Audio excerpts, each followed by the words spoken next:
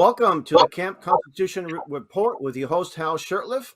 I am the director and co-founder of Camp Constitution, and I'm here with my co-host and brother from another mother, Reverend Stevie Kraft. How you doing, Rev? I'm blessed and highly favored. Hey, you my brother sure enough from another mother.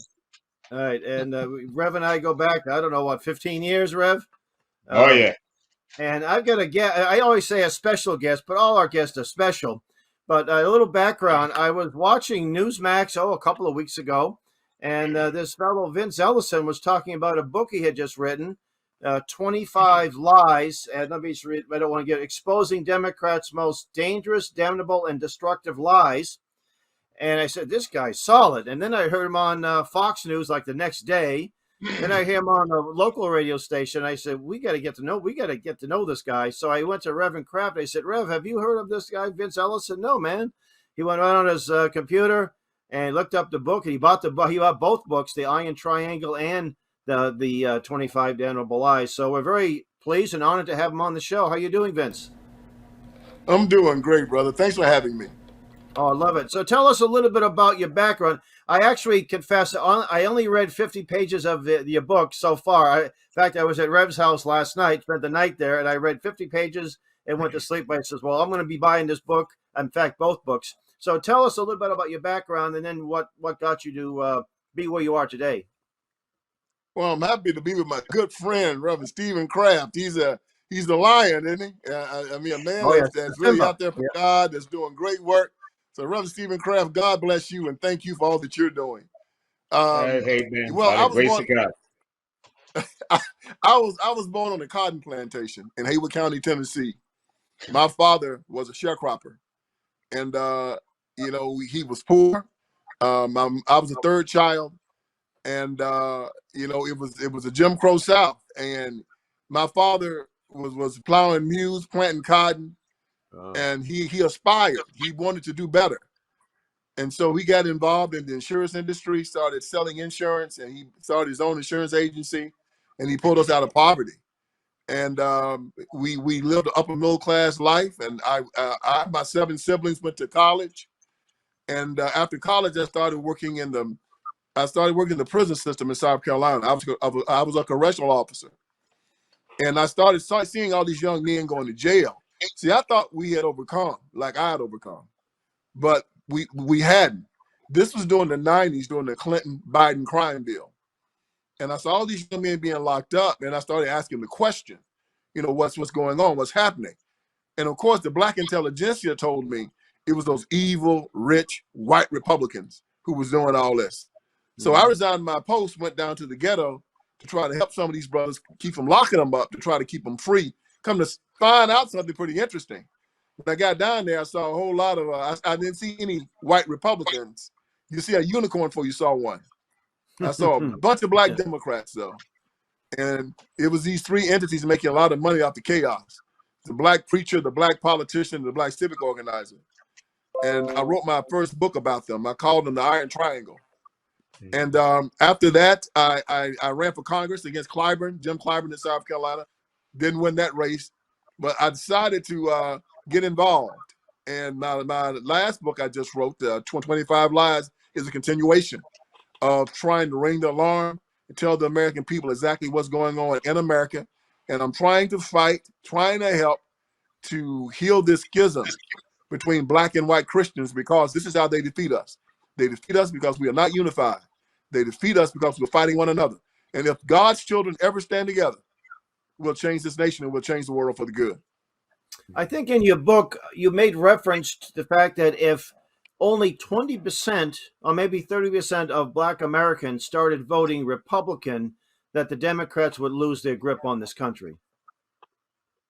Oh, yeah, it would be solidly gone. And that's why the Democrats have invented this Iron Triangle. They will do anything, hook or back crook, to keep black people under control. It's just like slavery. I mean, they started the Civil War, killed 800,000 Americans so they could keep black people under control. Look, the Democrat Party is the evilest institution that's ever existed on the face of this earth. Since their inception in 1800, they've been a part of slavery from 1800 to 1860. the party of the Confederacy from 1860 to 1865, the party of Jim Crow, 100 years, extra constitutionalism, murder, rape, castration, 100 years. And then after Jim Crow, they became the party of abortion, the party of socialism, the party of transgenderism, the party of atheism. So they've done nothing but try to destroy this country since their inception. And it's time for us to treat them as they are, an evil institution that needs to be reformed or eradicated. Let's cover some of the lies. We don't have enough time to cover all 25 lies you put in the book, but give us a few you think of the most damnable lies or the most destructive lies that affect the Black community when it comes to public policy in this country. Well, the very first one is God will not hold you accountable. See, that's what they tell us. And we're going through that right now when we're looking at this abortion debate. They're telling these young girls that you can abort your child, that you can take a human life, and that human life is nothing, and that you won't be held accountable for it. Well, I'm telling you that we know that you have to repent. And if you repent, God will forgive every one of your sins. But repentance is necessary. So if you vote for a politician, and this politician is telling you that I am going to use your vote and my power to kill innocent children, I'm going to use my power to castrate little boys and call them little girls, cut off the breasts of little girls and call them little boys.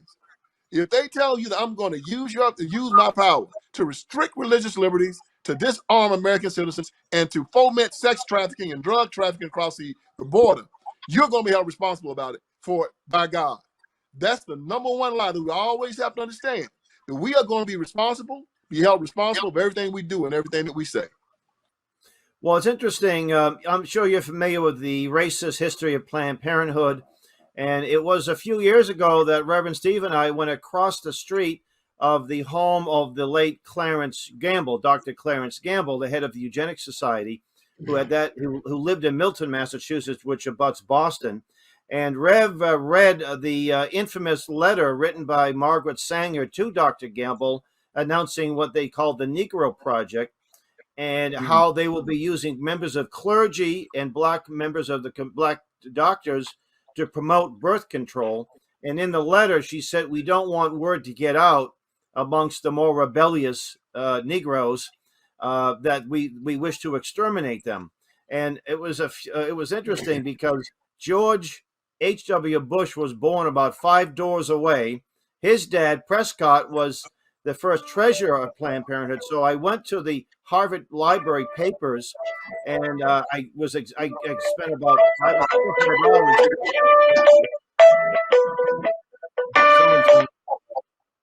Anyway, I spent about 4 or 5 hours looking over the papers, and I actually held that letter. It was a note of 3 pages, and so many Black Democrats, almost I think every single Black member of Congress, member of Planned Parenthood or a big supporter of Planned Parenthood. And, how do we get the word out to them that they're your enemy?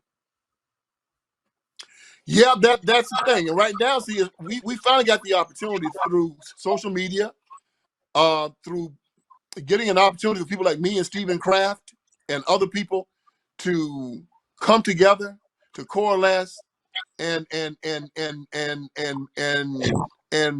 with one giant fist. This is why I'm working so hard to try to get the think tank started down at Liberty University. Because if we ever come together, if Black conservatives, Black Christians, white conservatives, and white Christians ever come together under one common umbrella, we will break them. But they know that also. So first of all, I write my books. Second of all, I come on talk shows like yours. I go, like you said, on Newsmax, on Fox News. I partner with people like you and Reverend Kraft, and we just have to keep grinding. See, I believe that if God gives you a vision, He will open all the doors. You don't have to kick them in. You don't have to scream. You don't have to yell. He made sure that I met you.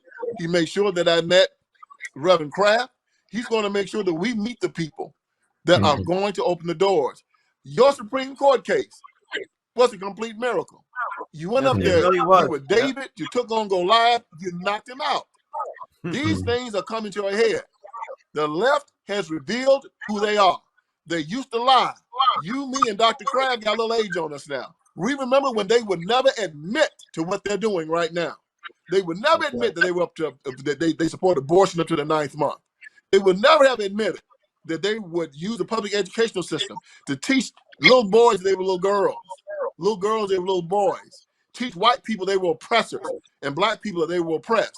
They would never admit to it, but they're admitting to it now. There's no coming back from this. The mask has come off. They have exposed their glass jaw, and we're gonna knock them out.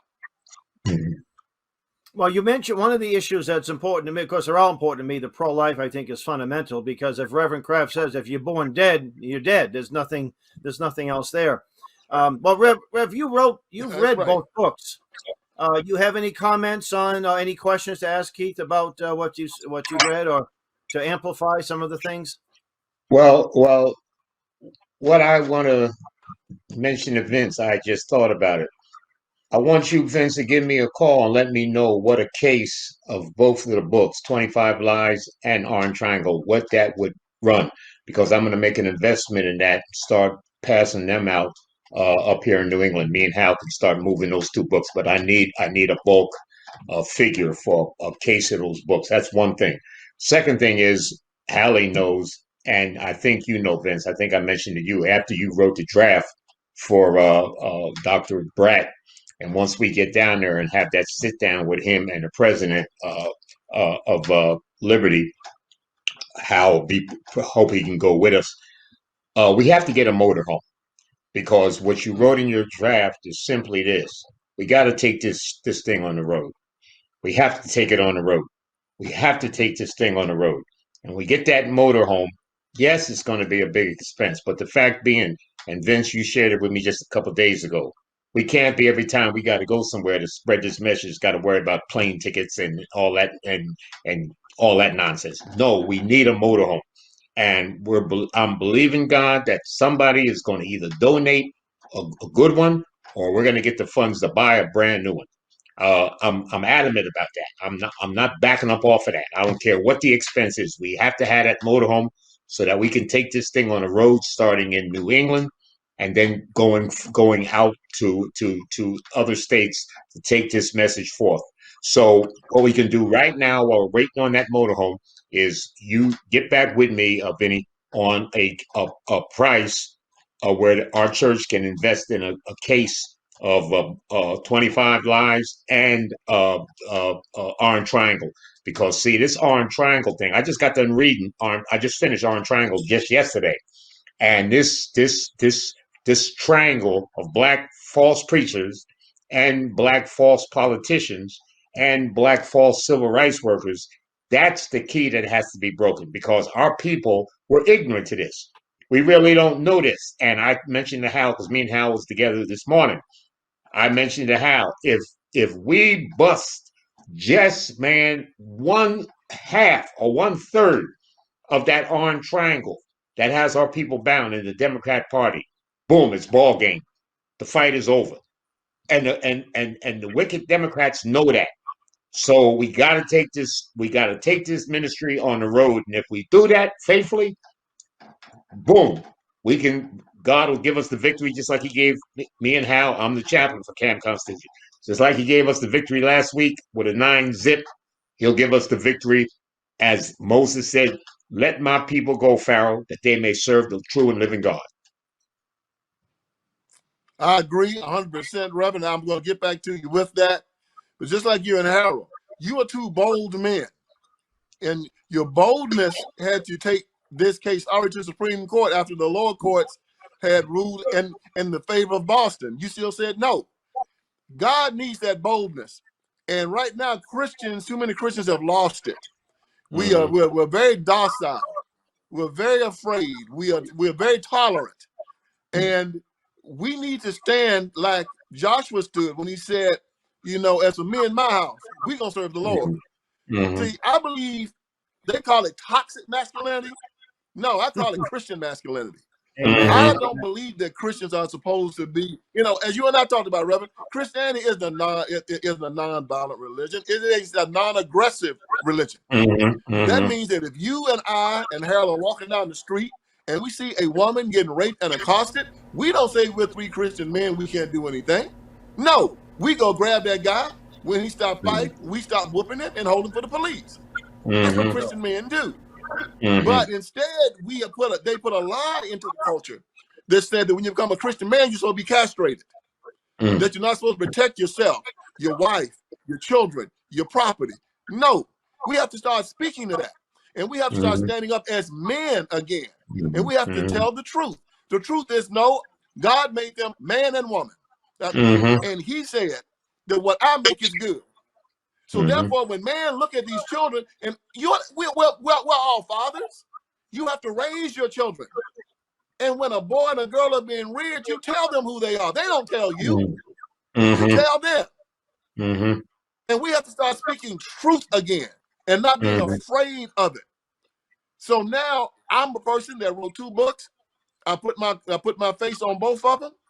I'm not afraid of any man on this earth. And like I said on Laura Ingraham, and I said on Tucker Carlson, if anybody come to me and try to hurt me or mine, I got 2 things going to get you off me: Jesus and my 38. Come try me. Come on. Well, I got a 380 and a couple of ARs, so that's what I'll be using. But you mentioned about the emasculation. How go ahead. I'm sorry. Yeah, how the culture has emasculated the man, and it's all like in the black community. It's not just in the black community, the white community as well. The sitcoms all have the male figures as weaklings and cowards or idiots, laughable, not respected by the children, and what have you. And there's no question that it's a deliberate attempt not only to dumb us down mentally, but also physically and spiritually as well. You're so correct, Harold. I mean, one of the things that I bring home in my book is that they want to always make you a victim, and in order to, and they always want to throw this stuff at you, screaming white supremacy, black inferiority. I tell them, I'm an heir of Jesus Christ. I'm a child of God. No one is superior to me. That's right. And when you tell someone that and you say, this is true Christianity, if you are a true Christian, you don't walk around here being inferior. What you do is you see brothers and sisters, and we elevate each other. We find out what our gifts are, and we help each other elevate our gifts. Because when everybody is good at what God has placed in their heart, it's a beautiful world. If you're a good HVAC man, if you're a good cook, if you're a good mechanic, if you're a good lawyer, be good at what you do. And I'm going to tell you, you can be a NASA scientist, but when your air conditioning goes out, you call the HVAC man. You can be Elon Musk, but when your transmission goes out, you're going to go call the transmission guy to fix it. We all are supposed to elevate each other, but the Democrats have caused envy, hatred, jealousy. Black Lives Matter is all about envy, hatred, jealousy. Black Lives Matter, BLM stands for burn, loot, and murder. They care nothing about black people. They care about harming this country. They care about atheism and destroying God. And we have to stand up and tell the truth. And the reason why my books have been bestsellers all over the world is because I tell the truth. I'm not afraid. And you can put me into a congregation of 1,000 black people, 1,000 white people. The truth is the truth. And you can't be afraid to say it. Vince, what message do you have for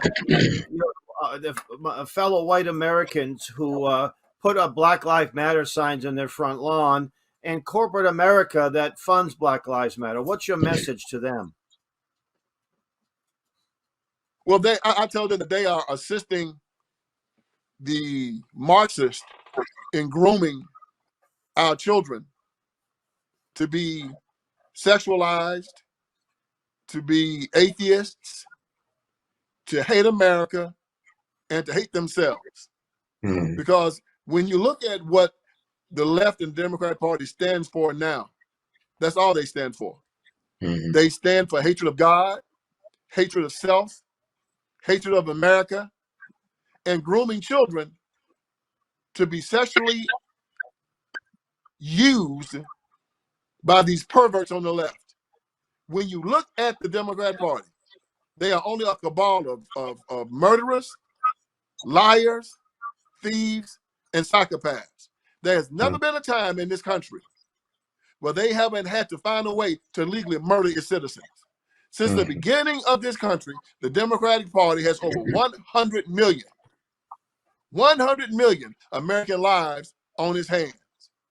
From the people that they murdered in slavery, to the Americans they murdered on the battlefield during the Confederacy, during the blacks they murdered during Jim Crow, to the 63 million babies that they have killed in abortion clinics. They are the biggest group of mass murderers in the history of the world, Nazis and communists included. And this is not hyperbole. This is fact. In World War II, only between 40 and 50 million people were killed worldwide. They killed that many children in abortion clinics since 1980. That's the Democrat Party. And I understand that about 40% of all abortions are committed by black women, where they only make up about 7% of the population. Yes, and that is because they've gotten in the ear, like the serpent. You know, when he told Eve, "You won't surely die." They told these women. They told these women. You know, our Bible tells us that Jesus said, "If anyone causes one of these little ones to sin, it's better that a millstone be tied around his neck and to be thrown into the sea." Well, I hope these Democrats can swim, because Well, you know, they've been telling people for the last 40 years a lie. And that lie is that your children are nothing. You can kill them. You can flush them down the toilet. Young girl gets pregnant. She goes to the doctor. Doctor say kill it. She goes to the NAACP. They say kill it. She goes to the politician. Politician says kill it. And then she goes to the preacher. And the preacher says kill it. How are they not causing this child to sin? it is. Yeah, it's amazing. How are they not setting up a situation where, as you know, if you go to a lawyer and he voluntarily gives you bad information, you can have him disbarred. If you go to a doctor and he gives you bad information, you can sue him for malpractice. And he can lose his license. These people are going to pay for what they're doing. And these young women, yes, these young women that are suffering from it, God knows their heart, and there's room at the cross, and they can be forgiven. Well, you know, when I heard the results of the Senate vote of this abortion bill that would have made it legal and all around the country, it wasn't just abortion itself; it was selecting the gender. So if you want a boy and you have a girl, you can snuff the baby out. And also, it was even after the baby's born, and they used the term comfort care, which means you take the baby out of the womb and put the baby aside on a nice little blanket until it dies of starvation or dies of whatever else it may have. And 49 Democrats in the Senate.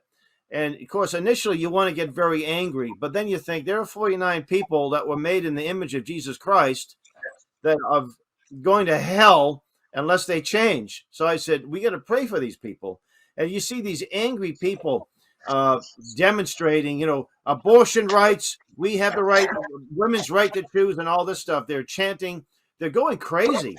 And actually, if the Supreme Court does repeal Roe v. Wade, it's not going to end abortion. It may end it in some states, probably just a few, if any. It will restrict it, probably more, but they're still going ballistic. And then they start saying, oh, we're going to go back to Jim Crow because of Roe v. Wade. And it's just ridiculous. It's just a lot of hyperbole. Well, that's who these people are. They're nothing but liars. That's why I call my book 25 Lies. Look, they have lost the science debate. They have said that they believe in science. No, they don't, because science says there's a definition for life in science. So when something has growth, reaction to stimuli, when it has metabolism, it's alive. So they know that the baby is alive. They say that we have a right to do what we want to do when it comes to our bodies. No, you don't. There's not a state in America that allows someone to use their body to kill another human being. They say my body, my choice. You have your choices. They act like abortion is the only form of birth control.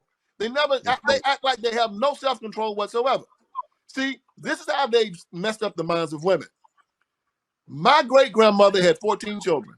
Wow. My mother had 16. My grandmother had 16 children. My mother had 7. Now they've told these women that having a child, like Janet Yellen said the other day, having a child is a terrible thing. You know, she said that if a poor black having a child will hurt a poor black woman.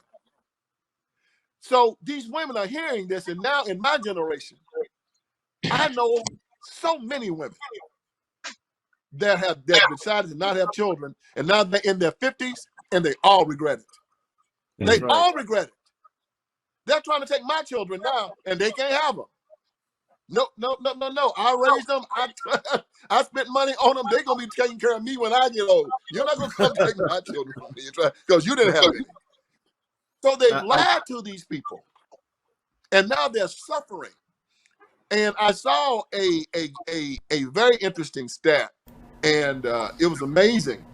It said that for the last 7 years, the birth rate of the United States of America has been going down to a point where last year, our birth rate was the lowest that it has ever been in the history of this nation, and our death rate was the highest. Our nation is dying. Why wouldn't it be dying? That's right. If you've taken the people that are having children, right? The birthing class between the ages of 18 and 35, and you take 20% of them and tell them that they're transgender and gay. Our generation, only 2% said they were either gay or gay or lesbian. Now this millennial generation and this Generation X, they say that the percentage is up to 20%. They told these children to not get married. I've long contended that this whole abortion argument has nothing to do with a woman's right. It has everything to do with population control and the aggressive promotion of the homosexual lifestyle, and now transgender, and now you've got, I don't know how many genders, a new gender every week, a designer gender, I suppose. That's designed to control the population. And I have to imagine that these I could picture deep staters like Fauci sitting in the back room just laughing themselves silly over the gullibility of the average American. And but that's why it's so important, to get voices like yours and Reverend Steve's out there, and for people to get to help support your ministry, support your efforts. I think we get a few minutes left. Where could people get a hold of you, your website? How can you get copies of your book? My website is VinceELlison.com. There's 3 E's in the middle.